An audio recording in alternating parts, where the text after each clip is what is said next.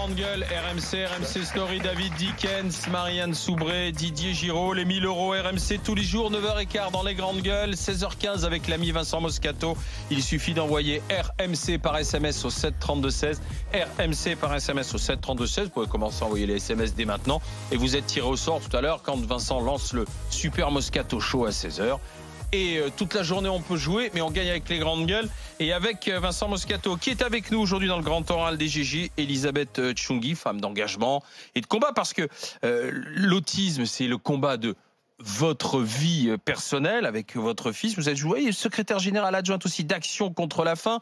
Vous êtes au conseil d'administration du Club 21e siècle qui promeut la diversité au sein de la sphère publique et économique. Et sur RMC Story, le magazine Indice, le magazine de faits divers et des inédits qui vont arriver.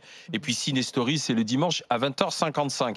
Monsieur Didier Giraud, question. Moi, j'ai une question vous concernant, parce que dans le livre, vous relatez bien comment c'est compliqué dans le diagnostic, comment le début de la vie est compliqué.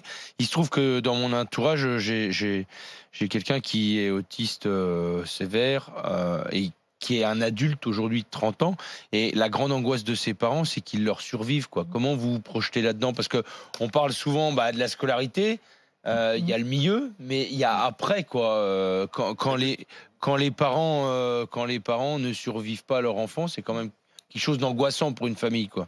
Alors effectivement, moi je m'estime très chanteuse parce qu'encore une fois, l'autisme Asperger est une forme légère, oui. Et je puise beaucoup d'espoir dans les cas que je vois autour de moi. J'ai rencontré récemment, il y a quelques mois, un patron d'une start-up dans la Silicon Valley et qui emploie 30 ingénieurs. Sur 30 ingénieurs, il en a un tiers qui est Asperger parce qu'ils ont des compétences que les autres n'ont pas.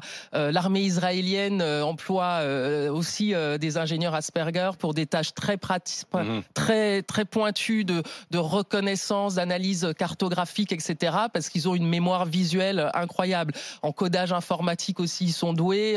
Le ministère de la Défense français vient de signer une convention dans ce aussi. Cas-là, c'est un atout, et donc finalement, et c'est pour ça que mon livre est plein d'espoir, parce que il faut savoir que ce sont des gens qui ont des compétences que nous n'avons pas, qui pensent comme nous ne pensons pas, et une autre phase, c'est une forme d'intelligence différente. Et c'est pour ça que j'ai voulu écrire ce livre, parce que c'est une manière de dire que ces enfants qu'on ne diagnostique pas, qu'on ne met pas à l'école, etc., ces enfants qu'on laisse au bord de la route, sont potentiellement des adultes qui peuvent contribuer au progrès de notre société. Alors, justement, racontez-nous comment justement votre fils est né une deuxième fois. Ça a été quoi la solution miracle?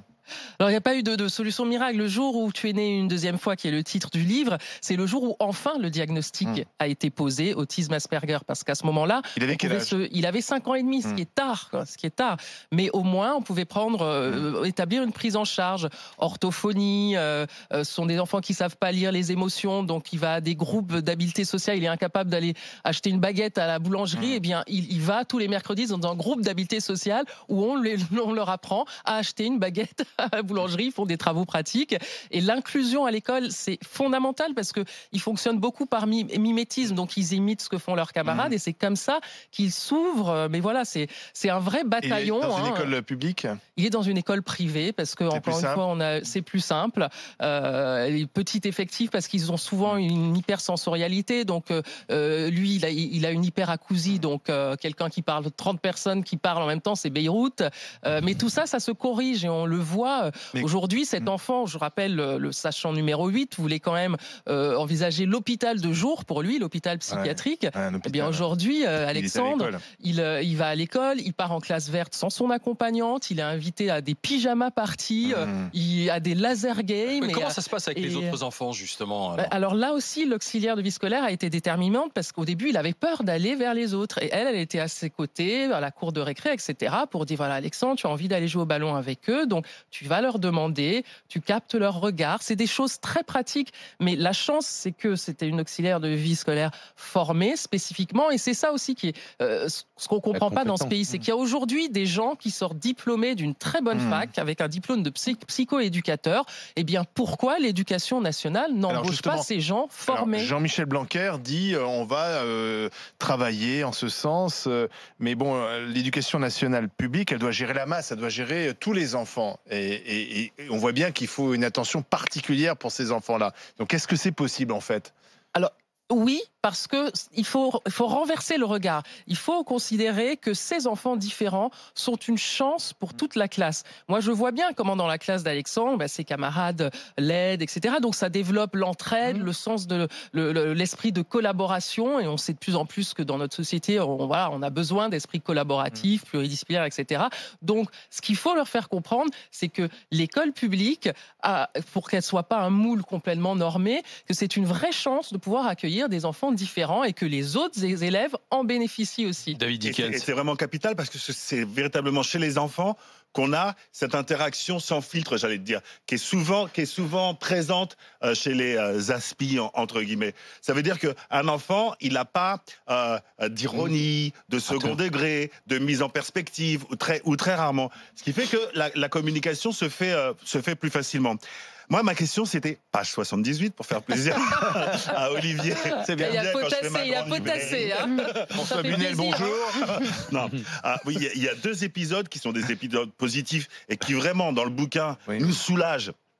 Soudainement, c'est ce cours d'éveil musical où là même vous êtes surprise par la participation active d'Alexandre, et puis il y a son comportement avec sachant numéro 12.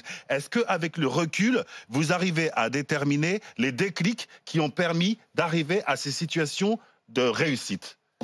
Écoutez, je pense qu'il y a eu beaucoup d'amour autour de lui et je crois quand même que ça compte.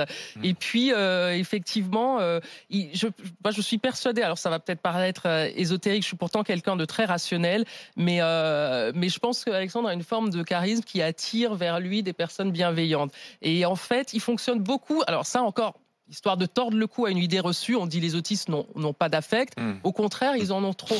Et en réalité, les personnes avec qui il a fait des progrès fulgurants, son auxiliaire de vie scolaire, le docteur qui le suit, sont des personnes qui ont établi une relation à l'affect avec lui. Il apprend même l'humour, alors que c'est du second degré, etc. Je pense qu'en fait, ce sont de grands hypersensibles qui fonctionnent à l'affect. Elisabeth, la journée de l'autisme demain, ça s'adresse à qui? Uniquement des parents d'enfants autistes ou pas? Non, absolument pas. C'est l'occasion de faire du lobbying auprès des pouvoirs publics pour que les choses bougent plus vite. Et c'est aussi l'occasion de faire de la pédagogie, parce que effectivement, il y a encore des gens qui pensent que l'autisme est une maladie psychiatrique. Pas du tout.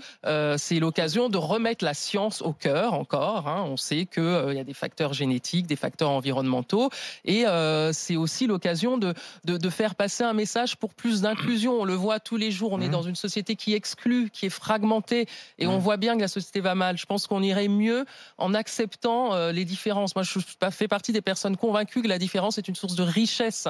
Donc, c'est l'occasion aussi de faire passer ce message. Je voudrais vous faire écouter quelqu'un, c'est l'acteur Samuel Le Bihan, qui est très impliqué aussi dans ces questions d'autisme, de sensibilisation, parce qu'il est papa d'un enfant autiste et il a enregistré un message. On l'écoute.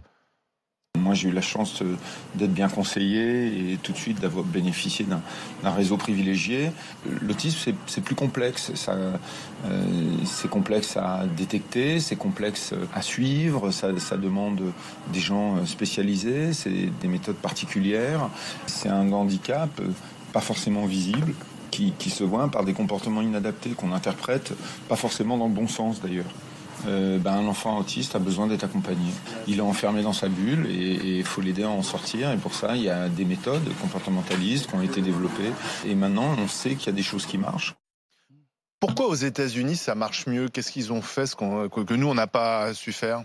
Ça marche mieux parce que les États-Unis sont pragmatiques, parce que les thérapies comportementales ont toujours été mises en avant. Expliquez, c'est quoi une thérapie comportementale? C'est-à-dire, c'est de la remédiation. C'est-à-dire, concrètement, l'exemple de la boulangerie. Un enfant qui ne sait pas aller acheter une baguette, on le prend, on lui dit voilà, tu dis bonjour, tu tends la pièce, etc. C'est du concret. Et encore une fois, si en France on a pris tant de retard, c'est parce que c'est un milieu qui a été noyauté par les pédopsychiatres, psychanalystes, et on sait très bien que ça ne marche pas de faire de la psychanalyse sur un enfant autiste. C'est comme soigner le diabète en faisant des bains de pied.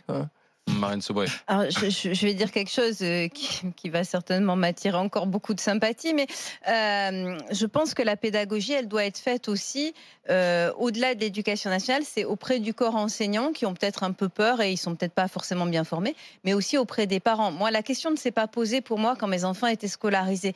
Mais je ne sais pas, alors là, vraiment, je vous réponds en toute sincérité, je ne sais pas comment j'aurais réagi s'il y avait eu un enfant très différent dans la classe. J'aurais peut-être pensé qu'il va perturber l'attention des autres, qu'on ne va pas s'occuper des autres enfants. Et je pense qu'il y a aussi une vraie crainte aussi de la part des parents. Je pense que l'inclusion, elle vient aussi peut-être un peu de notre égoïsme. Enfin, ça fait peur parce que voilà, ce sont des enfants différents. Oui, alors, mais c'est pour ça que c'est important de briser les clichés, parce qu'on a peur effectivement d'un enfant violent qui va commencer à faire des crises. Mais je peux vous assurer que dans les, vous voyez, c'est ça l'inclusion. Oui, mais je peux vous assurer que dans les classes, il y a des enfants violents qui sont pas autistes. Donc c'est pour ça que c'est important d'expliquer que ces enfants-là vont être scolarisés avec un accompagnant qui est chargé justement de gérer les éventuels troubles. Mais je crois qu'on a de l'ignorance. Je crois franchement qu'on a beaucoup d'ignorance. Du coup, la journée de l'autisme, elle sert un peu à ça. Oui, bien sûr, elle sert à vulgariser une maladie qui somme toute, alors a tellement de formes déjà, mais qui en perpétuelle évolution en termes de recherche, en termes de... Oui. Parce que là-dessus, on en est où en termes de recherche sur la génomique, entre autres? Alors, en termes de recherche, on a identifié plus de 800 gènes qui rentrent en cause dans l'autisme. On pense aussi qu'il y a peut-être des facteurs environnementaux, les pesticides, les microbiotes, mais ce qui est sûr, c'est les chercheurs de l'Institut Pasteur font un travail formidable là-dessus. Mais c'est neurologique. Mais oui, c'est neurologique. Ça, c'est diagnostiqué neurologique. C'est pas une maladie psychiatrique. Non, mais c'est neurologique. C'est neurologique. Absolument. Et ça doit l'être. Ce sont des gens qui ont le cerveau configuré différemment. Et par exemple... Alors, vas-y, David. Alors, donc, vous expliquez aussi dans le bouquin, et on le constate à divers degrés dans les familles touchées par ces événements-là. Souvent, le père s'en va, ça crée une relation fusionnelle entre l'enfant et la mère. Les cadets ou les aînés des fratries se retrouvent exclus, et ça c'est commun à toutes les maladies d'enfants. Comment, c'est une question un petit peu personnelle, pardonnez-moi, mais comment, ça peut servir aux gens, comment êtes-vous parvenu à éviter tous ces écueils et à pouvoir affronter ça avec votre compagnon et tout en préservant l'équilibre de vos deux enfants? Alors c'est très compliqué, il faut le savoir, l'arrivée d'un enfant différent chamboule une famille. Moi j'ai eu la chance d'être... j'ai vraiment traversé, la première partie du parcours a été très solitaire, les 12 sachants, mais j'ai eu la chance d'être entouré de ce que j'appelle mon grand village dans le livre, c'est-à-dire les amis d'amis qui m'ont dit tiens, je connais tel spécialiste, il pourra peut-être t'aider, tiens, rencontre cette maman, elle a un enfant autiste et hop, c'est grâce à elle que j'ai eu un rendez-vous à l'école, donc c'est très important de sortir de l'isolement. Et moi, de toute façon, j'avais une course contre la montre. Je savais qu'il fallait que j'aille vite. Donc je voulais pas les gens qui étaient dans le déni dans ma famille, mais je les ai laissés de côté. Ceux qui étaient dans l'incompréhension, je les ai laissés de côté. J'ai avancé avec Alexandre et parce que voilà, je voulais que mon fils aille bien. Et simplement. Son petit frère ? Son petit frère a une très forte personnalité parce qu'il a fallu qu'il trouve sa place et ils l'ont suspecte qu'il est précoce intellectuellement parce que dans les fratries HP, vous voulez dire? Au potentiel. Oui, voilà. C'est assez fréquent dans les fratries où il y a un enfant autiste, il peut y avoir un enfant intellectuellement précoce. Donc ça montre bien à quel point la frontière finalement est assez mince. Et c'est vrai qu'Alexandre, parallèlement, alors il est en difficulté scolaire sur plein de choses parce que il a du mal à décrypter les consignes, lire les énoncés. Mais à côté de ça, il a développé, c'est tout récent, une mémoire calendaire. C'est-à-dire que vous lui donnez votre date de naissance, il va vous trouver le jour de la semaine et vous répondre du tac au tac. Oui, mais comme celui qui apprend les langues avec une facilité inouïe, cet homme est totalement extraordinaire et qui décrit en fait les couleurs des langues en fait, et il parle des lumières dans les langues. Et il avait fait une émission, j'ai oublié son nom, c'est un autiste Asperger, et il avait fait une émission en Norvège et on lui avait dit vous devez apprendre, ou en Norvège ou en Finlande, vous devez apprendre la langue en 13 jours, et il l'a fait. Oui. Et ça, parce que c'est ça aussi, les Asperger. L'Asperger grand public, c'est Rain Man, c'est Dustin Hoffman dans le film avec Tom Cruise, justement. Oui, mais j'ai dit grand public, parce que c'est le film qui, à un moment, a montré un profil et tout le monde s'est dit, un autiste et Asperger, c'est Rainman. Comment est-ce qu'on doit le prendre, cet exemple, Elisabeth Chungui, alors? C'est vrai que c'est source d'espoir, effectivement. Mais vous savez, il semble qu'Einstein, par exemple, était autiste Asperger. Il a commencé à... Ce qu'on sait, c'est qu'il a pas parlé avant l'âge de 5 ans. On soupçonne que le Bill Gates l'est un petit peu, parce qu'il a besoin de savoir heure par heure son planning, y compris quand il est en repos au week-end. Donc ça aussi, c'est des petits signes. Donc Glenn Gould, alors et Léo Messi, on le met dans quelle case alors? Pourquoi il planifie tout aussi? Il y a des gens qui disent que Léo Messi, il pourrait être, il a une certaine forme d'autisme. En tout cas, moi, mon ami Séverin, que j'embrasse parce que je sais qu'il nous regarde, qui est autiste Asperger, qui a 35 ans, et lui ne supporte pas la comparaison avec Rainman, vraiment. Mais ça le rend... Parce qu'il a perdu au poker, sûrement, c'est pour ça.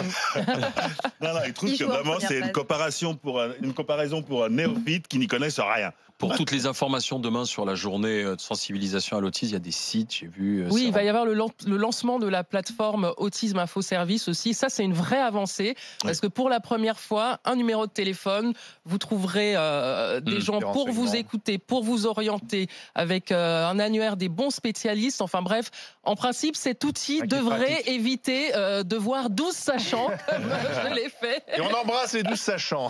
Non, juste le 12e. Et merci Elisabeth. Le livre Le jour où tu es né une deuxième fois, c'est aux éditions Flammarion. Et puis Elisabeth sur RMC Story, c'est Indice, magazine de faits divers avec des inédits qui arrivent. Crime Story, tous les jeudis à 20h50 aussi, Crime Story. Et Ciné Story. Voilà. Oui, absolument. Le dimanche. Merci Elisabeth. Merci d'être passé par le grand oral des GG. On va enchaîner avec le GG et vous, s'il vous plaît. RMC, les grandes gueules, les GG et vous. Et c'est Ali qui va nous rejoindre pour discuter avec le camarade Didier Giraud. Allez hop, on y va. Un jeune lycéen. Du public du lycée Romain Roland de Goussainville, la classe de seconde qui est venue passer ces 3 heures de GG avec nous. Bonjour Ali. Bonjour. On va réécouter Didier Giraud à propos de cette chanson d'Aldebert, Faire pipi sur un policier, avec un syndicat de police qui porte plainte. Alors il y avait justement l'expression faire pipi sur un policier. Il y avait aussi tout faire pour ne pas aller à l'école. Dynamiter la classe, effectivement. Prendre en otage ma petite sœur. On réécoute ce qu'en disait Didier, puis vous reprenez la parole avec lui. Quoi, cette chanson enfantine, elle porte atteinte aux valeurs de la République. Attends, je sais pas. Moi, je crois que c'est un syndicat en mal d'existence qui veut faire parler de lui. Moi, ce que je voudrais savoir, c'est est-ce que le syndicat des estomacs maltraités va porter plainte, quoi? Puisqu'ils disent dans la chanson, il faut manger une tartine de goudron pour avoir mal à l'estomac. Est-ce que le syndicat des estomacs maltraités va porter plainte? Non, mais ils sont fous, quoi. Ils sont fous. Monsieur Ali, c'est vous qui reprenez la parole. Allez-y avec Didier. Déjà, en fait, on doit parler de la sensibilité des enfants, en fait. Les enfants, quand les petits-enfants de 5-6 ans sont très, très sensibles, on va en tant qu'adultes, c'est irresponsable. On va leur dire quelque chose, ils vont nous croire. Ils vont nous écouter et ils vont le faire. Par exemple, si demain, vous dites à votre fils de ne pas faire quelque chose, il ne va pas le faire. Ça va être quelque chose de logique, en fait. Moi, mon prof de français, il est gendarme en même temps, et il nous apprend pas de sécher les cours, je sais pas, de pas réviser nos cours ou quelque chose comme ça. Ça va être irresponsable. En fait, c'est irresponsable. Tu veux dire que c'est la responsabilité d'un texte comme ça qui appelle à brûler la classe, à pisser sur les policiers, Après, moi, etc. où je suis pas d'accord, c'est que ça reste une comptine, quoi. En fait, alors, on n'est pas de la même génération, mais nous, on a chanté une souris verte qui courait dans l'herbe, on la trempait par la queue dans l'huile et dans l'eau chaude. Mais jamais personne n'a fait ça. Hein. Jamais trouvé de souris verte. Déjà, si j'en avais trouvé une, j'aurais testé. Enfin voilà, ce que je veux dire, c'est que ça reste une comptine enfantine. Ça reste une chanson. Pirouette, cacahuète, on n'a jamais. C'est pas anodin que ce soit un jeune qui te dise ça, quand même. Hein. Non, oui, mais je peux entendre le côté prescription des adultes par rapport à un enfant. Mais j'ai un peu mal à croire qu'une comptine enfantine soit prise au pied de la lettre par un enfant. Ça reste une comptine, quoi. Voilà, j'ai du mal avec cette notion comme quoi la prescription de l'adulte elle est suivie mordicus, quoi. Voilà. Ça. Mais en fait, ça peut être dangereux. Regardez, il disait quoi dans la chanson sur la petite sœur La kidnapper, ouais. Oui, non, la prendre en otage. Oui, voilà, la prendre en otage ou quelque chose comme ça. Bah, en fait, un petit garçon, on va dire un petit garçon de 6 ans, il a une petite sœur de 2 ans. Il peut le prendre et ramener, je sais pas où. Ouais, alors, vous savez, moi, je vais juste vous dire. Par exemple, alors Brassens, je vais vous parler d'un temps que voilà. Mais Georges Brassens a écrit une chanson qui s'appelle Gare au gorille et qui se termine par un viol de juge par un gorille. Et cette chanson, on l'a entendue partout. Mais non, c'est pas pour les enfants. Voilà, ça n'a rien à voir. Elle a jamais. Non, mais non, mais là, on parle de. chanson pour les enfants. Dans ce cas-là, on arrête tout, quoi. Enfin, je veux dire. On parle d'une chanson apprise dans le cadre scolaire. Non, mais à ce compte-là, les enfants de 5 ans, moi, je suis désolé. Les enfants de 5 ans, ils regardent aussi Internet. Ils ont aussi des. Ils ont aussi inapproprié dans le cadre scolaire. Attention. Il y a aussi des séries enfantines avec. Attention. Mais tu enlèves tous les contes de fées. Tu enlèves le petit poussé parce qu'on a abandonné les enfants dans la forêt. Tu enlèves Barbe Bleue parce qu'il a tué toutes ses femmes. Enfin, je veux dire. Non, mais attends, Marianne, si en tant que mère, tu fais pas la différence entre la psychologie des contes de fées, quand même, et quelque chose d'établi. La psychologie des contes de fées, c'est la même que la chanson d'Aldebert. Non, c'est ça. Attention, pas en même temps. Même un enfant de 5 ans est capable de comprendre qu'une comptine, c'est qu'une comptine. C'est une chanson de fin d'année. Quel âge vous avez, Ali ? Moi, j'ai 16 ans. Donc tu vois, à 16 ans, quand même, ça l'interpelle sur l'impact que ça peut avoir. Bravo, Ali. Merci, Ali. Allez, t-shirt DGG pour l'ami Ali. Merci, Ali, du lycée Romain Roland de Goussainville, dans le Val d'Oise. Suite du GG, vous, dans un instant. RMC, 9h midi, les grandes gueules.